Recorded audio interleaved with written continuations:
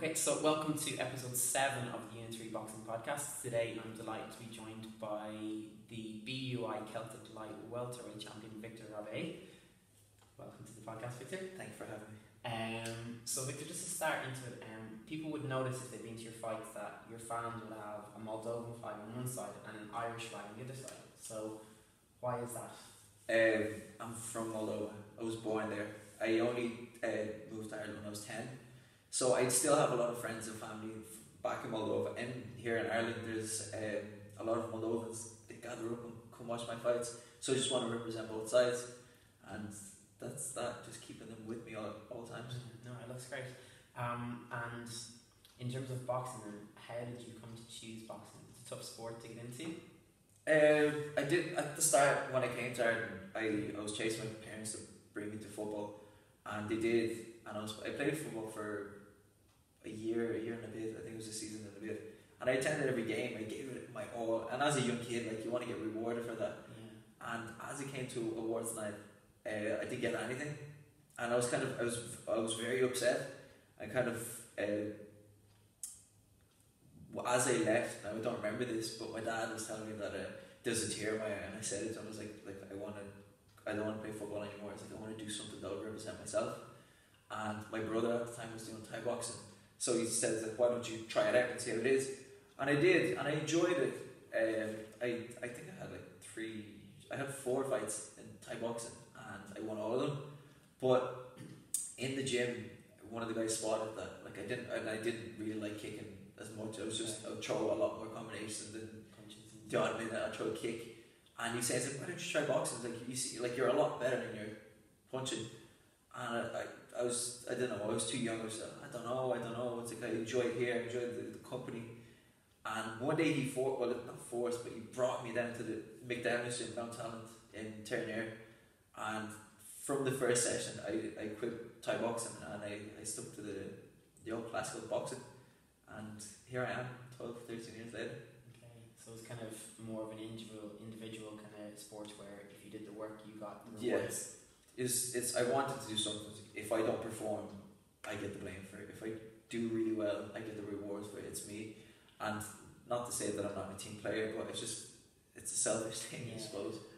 No, that's perfect. So you're 18 months into your pro career now. Yeah. And within those 18 months, you've kind of squeezed in a lot of quite significant milestones. So I'd like to talk maybe about your debut, winning this beautiful belt, and then your terrestrial TV debut then. So first of all, can you take us back to your debut against Chris Attaway back in July 2017? Fighting Chris, June 24th, 2017. Fighting Chris, at the time, there's a lot of lads turning pro. I think there's in between 25 to 30 people. So we needed to kind of stand out from the rest, and everyone was fighting lads from Bulgaria with bad records, not great quality boxing as well. So my management team and I sat down and we chose Chris. I was the first to fight him on my debut. Yeah. So it was a big step up, like, kind of at the time before the fight. If I was to win, I'd really kind of set myself apart from the rest. And that's what we did. We watched, Stephen and I, my coach, we sat down and we watched some of his fights. And he was very basic, he wasn't technically great. So I knew that I had to, if I put all the work into the gym, I was technically better than him, I should beat him. Okay. Excuse me. And I tried to push all that aside. In my head I was thinking, like, if I was to fight Chris tomorrow in the gym behind closed doors, helmets on, all this on, I would tear him apart. So there shouldn't be any reason why kind of stepping into the ring under the lights for the exact same outcome to cover. It's still a ring, it's still kind of 4 corners. So I pushed that to the side. I went in, I won, which is brilliant. I was the first, as I said, I was the first to take him on my debut. The Tyrone McKenna fought him, I think it was the 10th or 11th fight, so kind of late on into his career. So it was just a comparison to kind of where we were at the time. Brilliant. And he's fought like himself, a Barrett and other good names. Yeah, he fought big names around England. He's a very durable journeyman. He didn't come to Ireland just for a paycheck. He actually gave me a good go. And that's why I probably enjoyed it a lot more, is that he was there in my face. And he was there in my face for 4 rounds.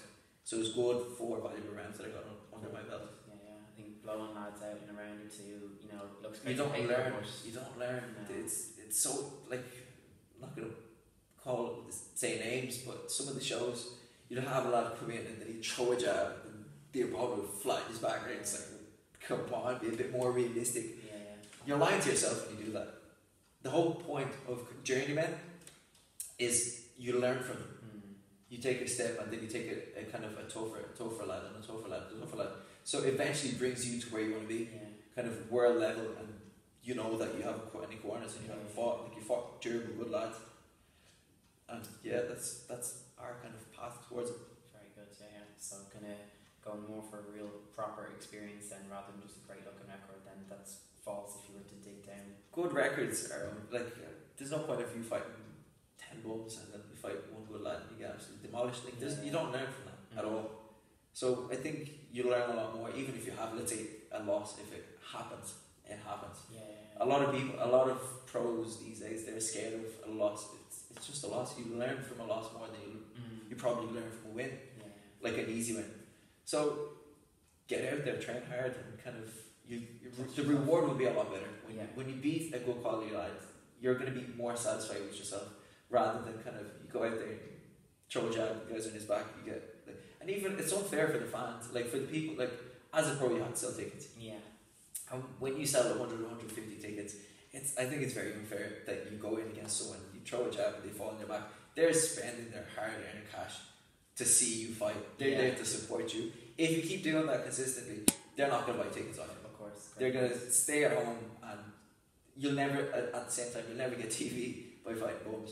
So you need to fight good quality lads. Very good. No, I totally agree then.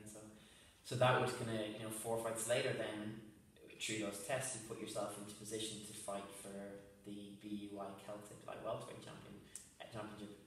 You did a great dance partner that night with Carl Kelly. The best, yeah. But the fight nearly didn't happen. Oh, drama fight week. That fight. So I found a fight week that originally was scheduled for July 7th on, was it the Homecoming, or I can't remember the name of the show. But fight week, I got a call just as I had my last spar. I think 10 days before the fight. Just had my last spar. I was on the way home when I was driving, and I randomly got a call off Kaz Evans, my manager, and he usually kind of texts me, listen, I'll call you if you just to chat about stuff. But so I knew something was wrong, and I panicked. I pulled up to the side, I rang him, and the first thing that I said was like, please don't tell me that you pulled out. And they said, it's like, no, it's like, he didn't pull out, but we have kind of some bad news. So I was like, what's happening? And they saying the show's cancelled. And when they said that, I was kind of, I didn't know, I was getting numb. My body was just 10 weeks of intense training. It was potentially kind of went to waste.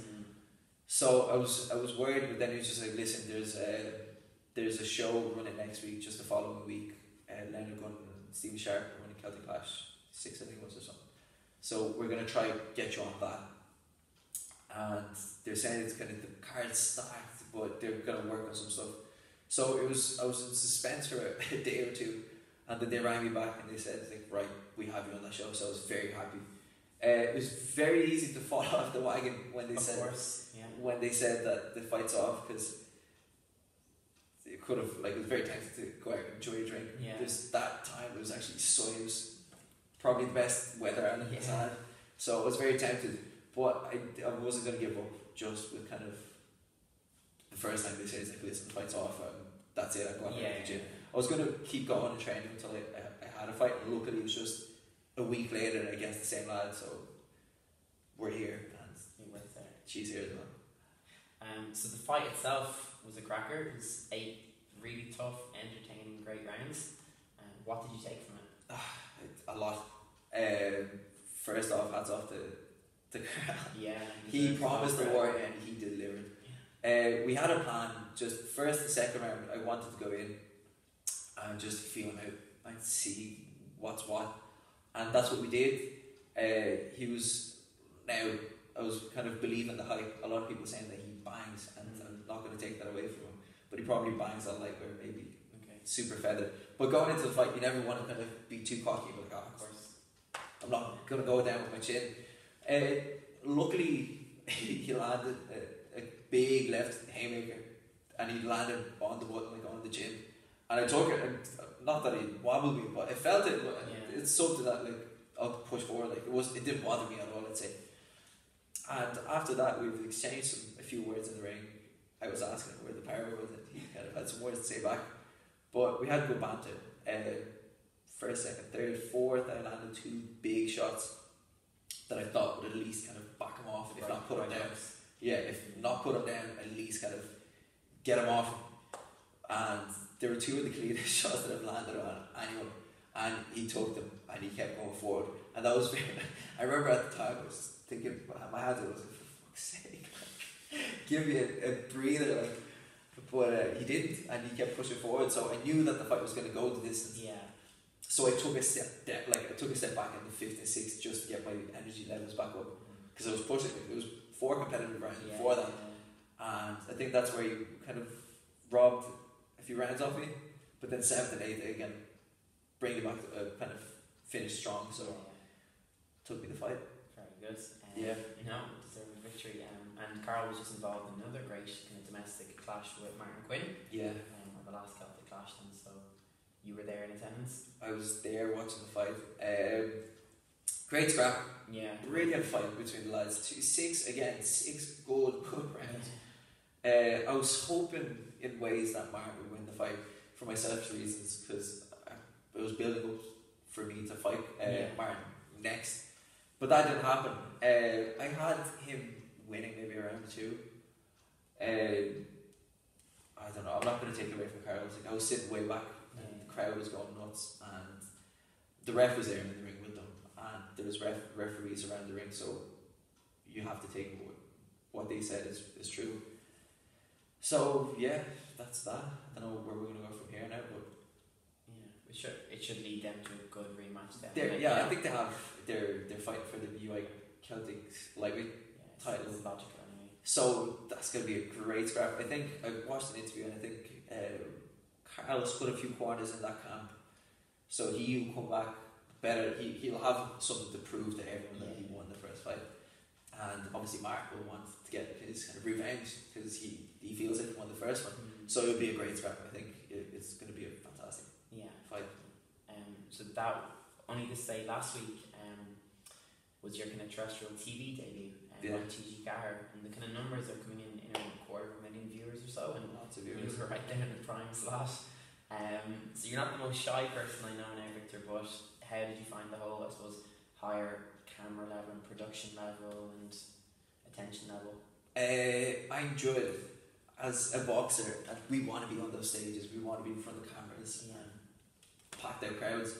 I was originally meant to be a floater on the night, but then Luis Garcia pulled out due to not having medicals or some sort of, and then Kaz was like, Vic, right, we have a kind of, you're going to be on 9th, guaranteed TV, blah blah blah. So I was there to get really excited, kind of unreal, because as a lifelong, I was like I knew that I was still going to get in, but when you get a kind of a solid slot that's in, you're in, and I landed the best. Like I was in between Gary's fight with Sullivan and the main event, Ray Millett. So I was technically co-main event, and the whip on the night, he was like, I'm gonna get Terry to announce it as the co-main event.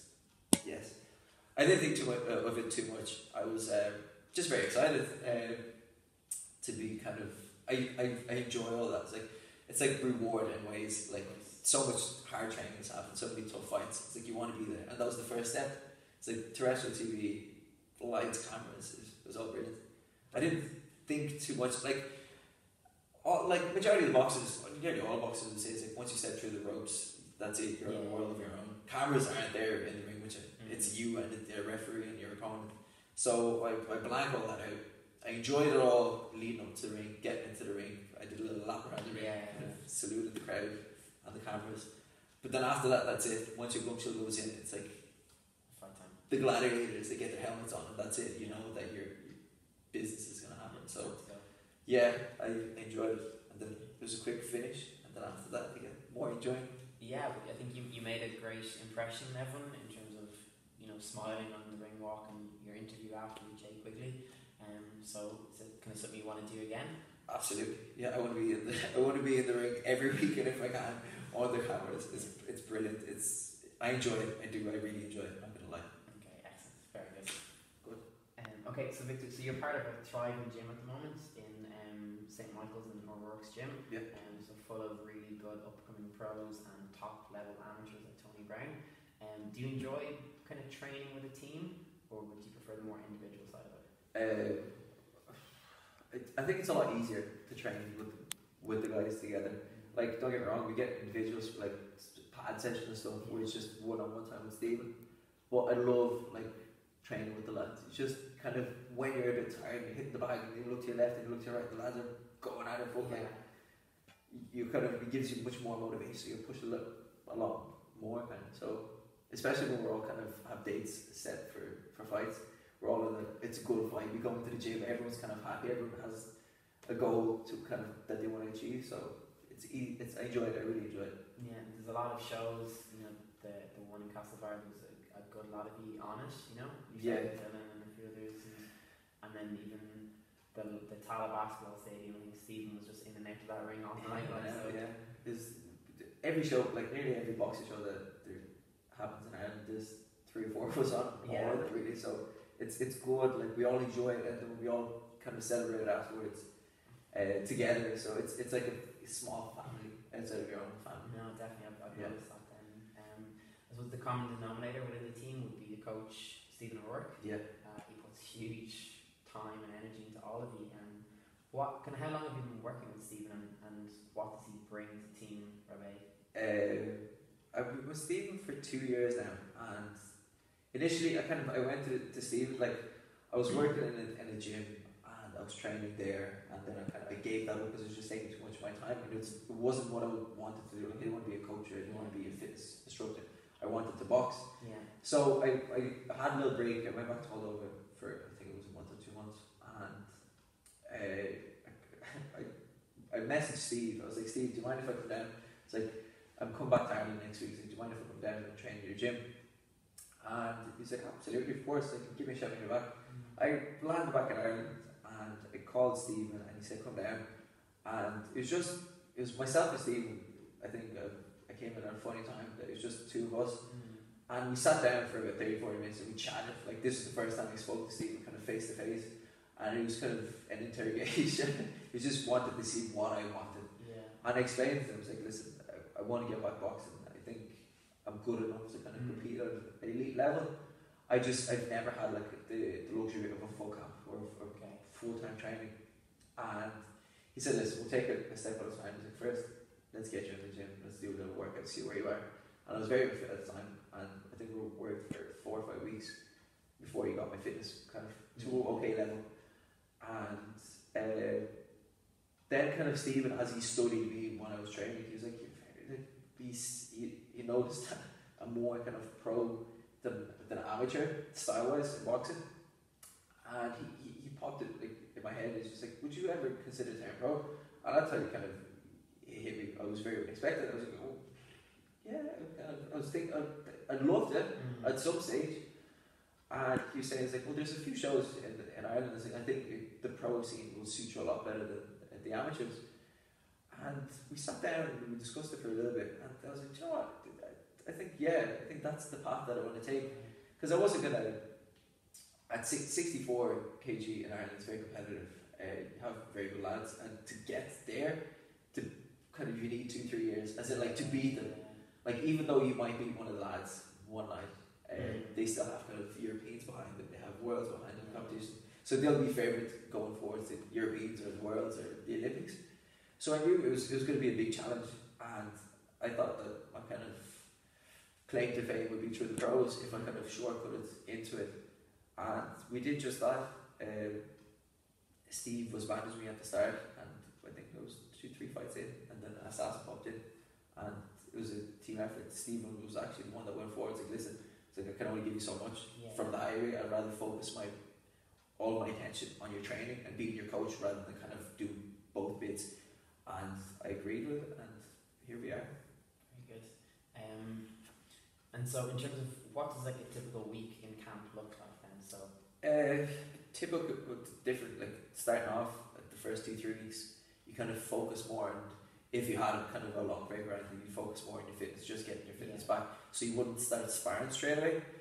But a typical week, let's say mid-camp, we come in the morning, 10 a.m. session, it would be all of us, so anyone that's fighting or has fights coming up, we go in and we do kind of a decent warm-up, 10-15 minutes warm-up, we do half an hour of schooling, so all of us are literally going back to the absolute basics, the stuff that gets you bored, like the first few minutes, but you need to know that you have to do it over and over and over again. Like, it's drilled, and Stephen does that to us, he just drills it, whether you like it or not.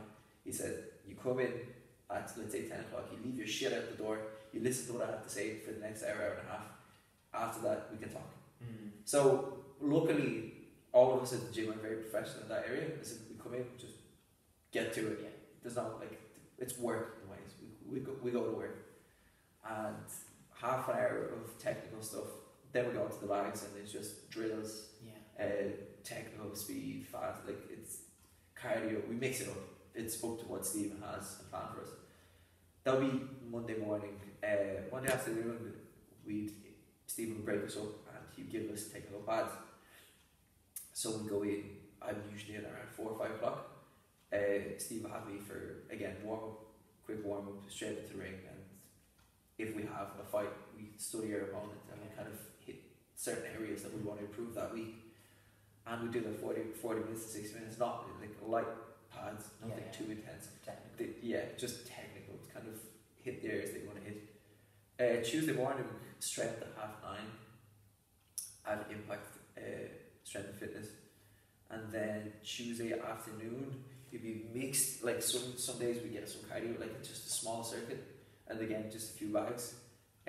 Wednesday morning we have a circuit, a tough enough circuit actually. You go around, Steve has a layout where you do per rounds, and we target kind of hopefully get 6 or 8 good rounds. After doing a boxing session, probably sometimes maybe a sparring session on a Wednesday. Starting off, you just get yourself back in. We do 4-6 rounds. If you feel like you did good 4 rounds and you feel like you can do 2 more, stay there. If not, pull yourself out. There's no point in kind of getting discouraged. You've done 4 very good rounds, or like, and then you do your 5th and you're kind of upset about it. Like in your head, you're only thinking about the 5th. So the whole point is just to keep yourself motivated, keep yourself happy. It's more kind of, it's positive, negative, positive. It's like you're doing good here, you could improve there, but that's working for you as well. So it's just, he's very good at kind of staying on top of that, keeping you kind of happy. Let's say in camp. Thursday morning again, strength. Thursday afternoon, pad session. Friday morning, we hit the track. So we go to Irishtown. They have a running track. We go. It's by far the worst training session. I hate going to the track. Honestly, going to the track for me, and Steve will back me up, it's very tough to get me out there. I hate running. I have short legs. I'm not made for running. Tony Brown would take 2 strides, I have to take about 4 or 5. But it's awful. The track sessions, I get more nervous going to a track session than going to my fights. I'd sit in the car looking at Irish, especially on bad days. You're just there like, can I go? And then you're like, obviously, you're like, oh, listen, we get past this tough day. And then afternoon, a very light session.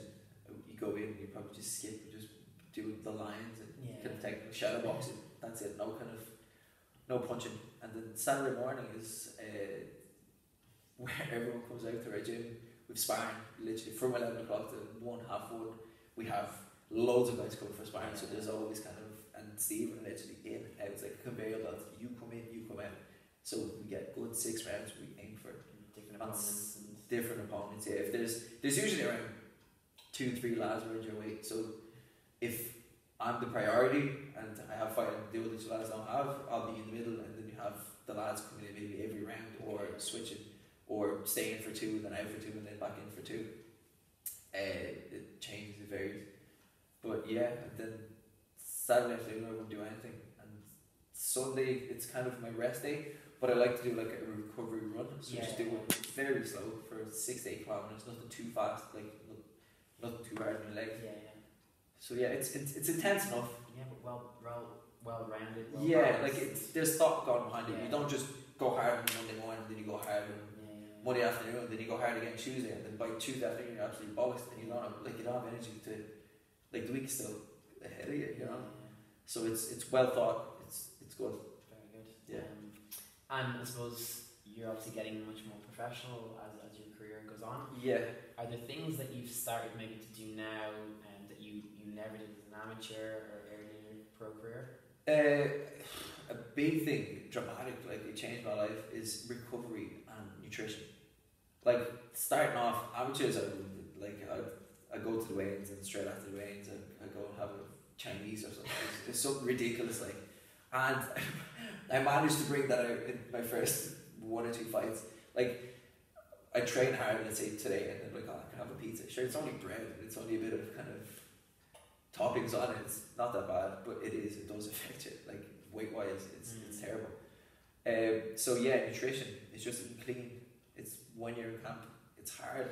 Yeah. It's tough, especially when all you do is you wake up, you eat, train, come home, eat, go back to the gym, train, come home, relax. Like there's a lot of thoughts like you get where you see like even adverts on TV or things of a pizza, Domino's this, Domino's that.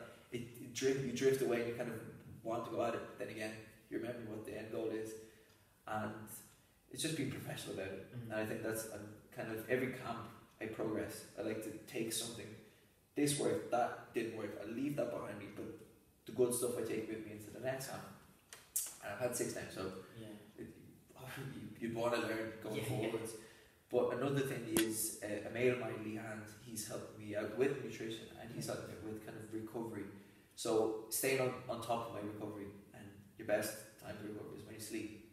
And whereas before I'd stay up till maybe 1, half 1, because I like sometimes I have a nap during the day.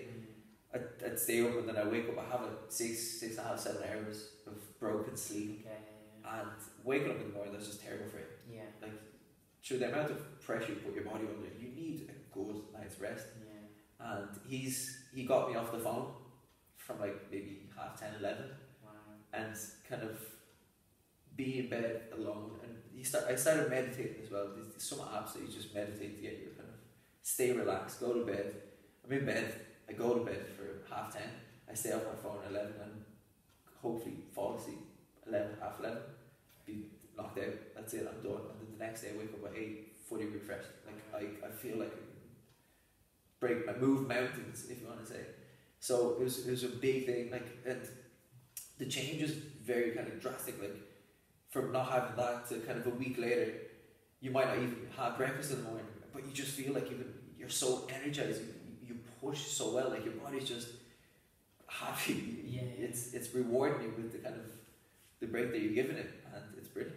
Wow. It's the little things that count. It's just that 1% here, of course, and then that 1% there. Is like you could get to, let's say, 80%, 85% very quickly, but that last bit it's very tough, and it's the things that you don't like. Yeah. That you have. It's the sacrifices of, do you know what? Stay off the bad food. Like it's very easy to do that. It's very easy to have a fizzy drink and watch a movie or 2 episodes or 1 episode a bit later than you should. Leave that out. That's not the priority. You can do that when you're not in camp. But I suppose championship level, those percents matter. Oh, absolutely. There would be the 1% Yeah. that he probably does wrong and you do right. Yeah. And it's what's going to come on top. Yeah. It's the little. It really is the little things that matter. And 4 rounds, you'll get away with these things. 4 rounders, 6 rounders, you'll get away with it. And then when the championship rounds come in, the 10, 12, I haven't got there yet, but 8, 10, 12 is where kind of every single small piece you have to tie it up and add it up together to kind of be a very good athlete, kind of to be able to perform at that level, kind of in the later round. So Victor, another way that you've set yourself apart is in terms of kind of the sponsorships that you've managed to kind of secure. So firstly, who are your sponsors and how do they help you out then? 4 great sponsors. Fulfill Nutrition is 1, MOQ Boxing is the 2nd, Fight Store Ireland, and Lineup Sports Media and Entertainment. Bits and pieces. Fight Store, they give me anything that I need related to boxing gloves, wraps, head guards, anything. And boxers now, like that stuff is very expensive. And they give me the top quality stuff, so they're looking after me really, really well. Lineup Sports and Fulfill Nutrition in ways that financially they help me tremendously. Like whenever I need anything, just no which for a professional athlete, that's such a kind of only with the start of my career, it's well needed. Like boxes around 6-7 fights, you don't make money. Like you just cover your losses in ways. If like, even, if even like for nutrition, for kind of getting to and from training. So luckily, I don't have to go elsewhere and work. Yeah. Like I can focus my full time training focus my whole time into training, which is brilliant. I'm very lucky to have that luxury. And then MOQ boxing, they give me a lot of clothing and wear, so it's brilliant. And then at the same time, they give me a promotion, discount code, and then anyone they use, I think the money goes to me. What is the code? Rabei 10. So if anyone's looking, do. So it's good. Like it's, as I said, like as an athlete, you need to be out there and kind of promote yourself. It's part of the business. Professional boxing, to me, I look as Victor Rabei as a business. It's not work. Yes. I don't go to work and start at 9 and finish at 5. It's a business. You nurture it and you kind of take care of it as much as you can. And going out of your way to kind of find some sponsors that will help you is huge, because it just adds to the value of your business. Of course, yeah. And then so a lot of these kind of up and coming boxers and athletes will be kind of wondering, well, how did you get those sponsorships, or what should I do to get sponsors and to keep the sponsors? Then do you have any tips then for that? What a big mistake is what a lot of guys do is they think they turn pro, they have 1 or 2 fights, and they think that the world owes them everything. It's not the case. You really need to get out there and kind of, you'll be rejected a lot of times, but you need to keep pushing and kind of get that, because it's either that you go out of your way to kind of find sponsors, or else you're going to have to find a job.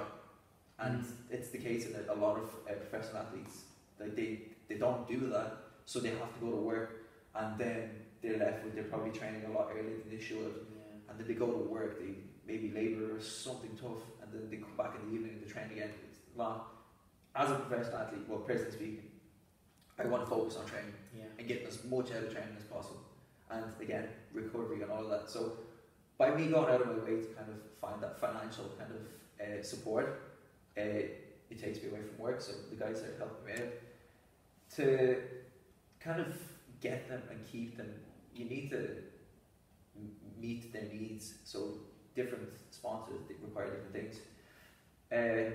Get out there, support them as much as they can. They support you, you support them. Push them through social media, push them any interview they have. Get out there and kind of mention them as much as possible. Keep them happy, because at the end of the day, they keep you happy. They're giving you something. You're not entitled to that. They should give it to you. They're helping you out so that you can help them out. It's kind of a mutual thing, so that if you want to get here, you can both help each other and get there. So just work, go out, look for it. Support them then. And support them, once you get them, just don't go away. Like I said, social media for me is a huge thing. So I work through that a lot. So I push them through that. Luckily I have a decent enough following, and I just try to advertise them as much as I can. But don't let that take over your life. So a lot of people can get caught up into it, and all they do is just think about their social media. They'll be on their phone nearly 24/7. Don't forget your main goal. Your main goal is to train and fight. That's what you were meant to do. So do that. Outside, if you have a bit of time, push and work on your social media, work on helping your sponsors. So it's kind of, that's my little advice. It's working for you then. So. It is, I'm very lucky to have who I have at the moment. So then, I suppose we're coming into 2019 now, so kind of a fresh new year. What do you see kind of coming for you, for Team Rabei in 2019? 2019, I think it's going to be a great year. I've had, this year, 2018, just focusing on that for a second. I was meant to have 5 fights, I only had 3, but if I look back on the 3 fights that I had, first on March 3rd was on the Last Man Standing, which was televised as well, but my fight wasn't televised. Then the second was against Carl Kelly for the Celtic light welter title. And then my last one was just last week. I fought on terrestrial TV, so it was a very successful year. And we're just looking to bring that into next year. We're just a little bit busier. I spoke to Kaz and Connor from Assassin Boxing, and they want to get me out of the country for a few fights. And I think the US and Mexico are options that we're going to take. But again, first we just need to get back into the gym and get fit and fight fit. The guys are running a show in March. I'm not sure when exactly, but I think they're going to run a show and it's going to be televised again in Dublin. So if that's happening, I'm going to push to be on TV again, obviously, and have that. So hopefully by the end of May, have 3 fights is my aim, and it's our aim together. So yeah, that's it.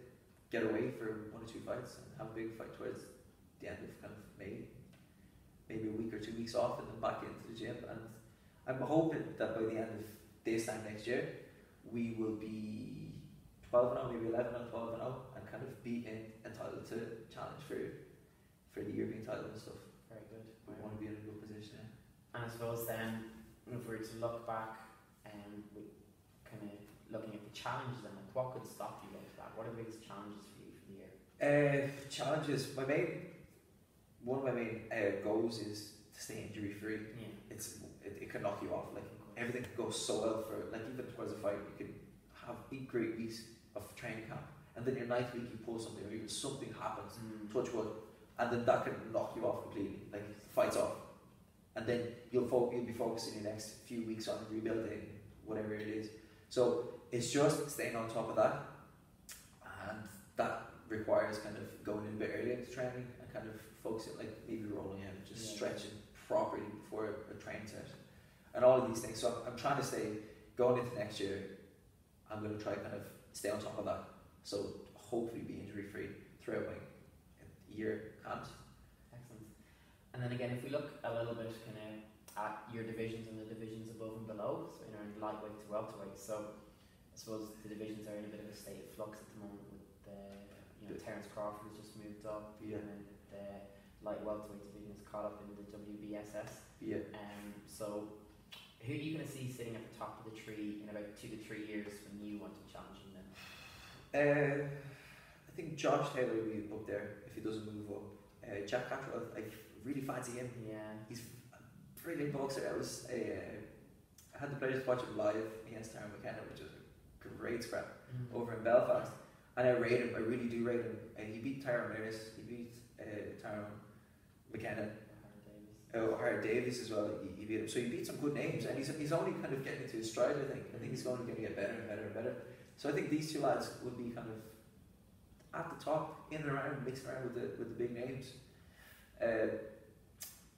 Lightweight, Mike Garcia has shot up to welterweight to fight Errol Spence. I think he'll come back down after that. Yeah. Personally, I think he has a maybe 35 to 40% chance in winning. In my eyes, I think Errol Spence is just too skilled and too big for him.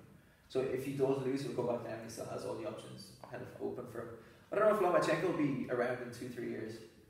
I think he has 12, 13 fights, but he's getting old and he's boxed all his life. I don't know if he'll be able to compete at that level for the next 2-3. I really hope so. He's a credit to the sport. Yeah.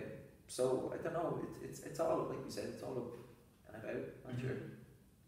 But you see yourself being kind of up in around that in the next 2 to 3 years? Hopefully, long-term plan, yes. I want, to get there is a lot of work. It's 3-4 times the amount of work that I've already put in. So the main goal is next year have loads of fights, maybe go for an Irish title. The following year, maybe early on, if I'm ready, go for a European title. Once you go for a European title, you have it. You're top 15 in the world already. So I'd love to be mingling with them at that level in the next 2-3 years. My goal is maybe in 6 years be world champion. Okay. Hopefully. So we're taking small steps at a time. I'm not setting outrageous goals this early on. I'm focusing on what's in front of me now. We have monthly goals, we have yearly goals, and focusing on them and trying to get them first. Focus on that process. Yeah. Targets. Get it, and then satisfaction big. So Victor, just to finish, this has been brilliant by the way, thank you. Thank you for having me again. So just to finish with a few rapid fire questions, okay? Yes. So after a fight, what is your go-to treat? Straight after the fight, I love a pint of Guinness. It's my go-to. Keep push everyone out of the way, come to the bar. People should I just fight? Leave me alone. And I enjoy a pint of Guinness. But usually that night when I get home, a pizza is brilliant. Like, you look at it, you probably stare at it for 5 minutes and you're like, okay, have it. And then I have a pizza. But I love pizzas. Okay, if you could box anybody, kind of past or present, who would it be and why? Past or present? I think Floyd Mayweather and Oscar De La Hoya. 2 different fights, obviously. Why? It's because they're my 2 favorite boxers. Completely different styles. Oscar De La Hoya is aggressive. He bite down to his gum shield and you go, and he's a brilliant brawler. Very skilled as well. He won an Olympic gold as well, so he's brilliant boxer.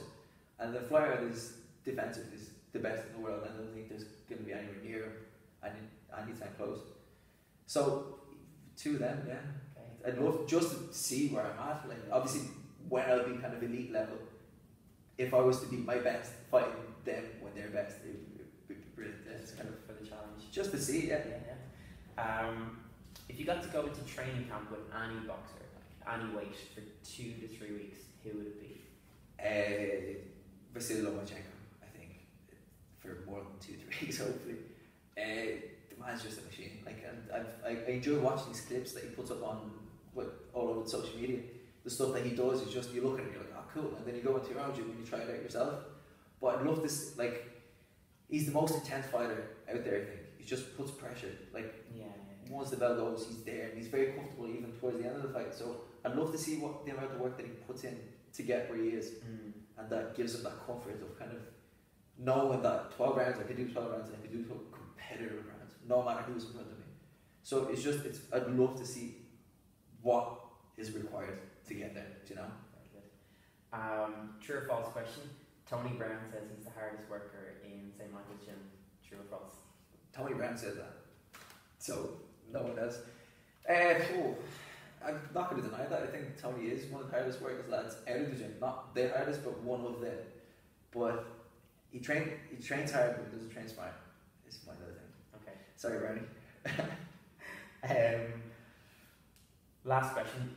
Vladimir Beluski. Do you slap him in the first, or would you let him go into the second round? I don't even think Vladimir Beluski would want to fight me. He's all talk. There's nothing more. It's just talk. But if it did happen, I think easy 1 round. Yeah. Actually, no. You know what? Second round. I'd let him enjoy the first round and surprise him in the second and take him out. That's the plan. Let's leave it on that.